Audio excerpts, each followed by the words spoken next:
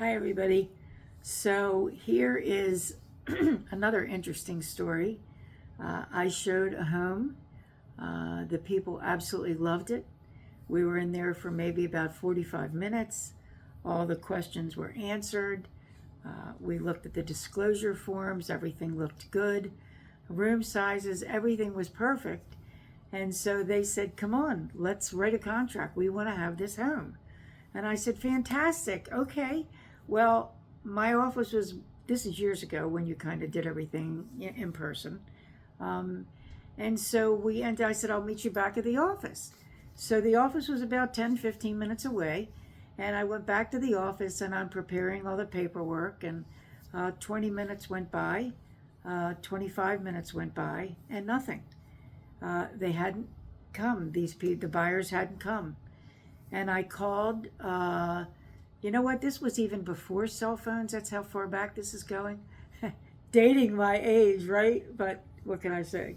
Um, and so I was in the room. We have most realtors' offices have rooms where you would meet a buyer or seller and, have a discussion or whatever.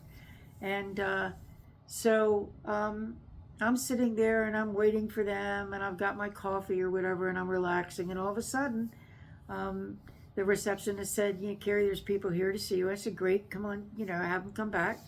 And they came back and they sat down and said, we are not interested in this house. And I said, what happened? I mean, we're talking about 20 minutes away. What could have happened in 20 minutes? Well, anything can, okay?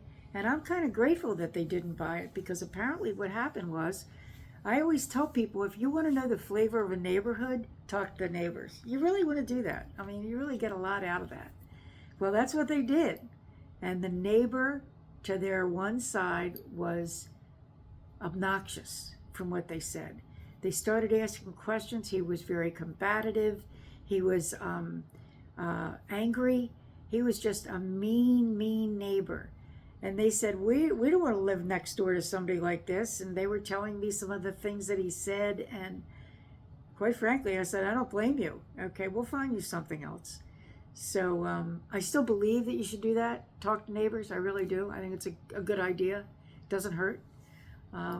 Because if you do buy something, you're going to be near these people. I mean, you're hopefully going to make friends. So just thought I'd share that. Okay, see ya.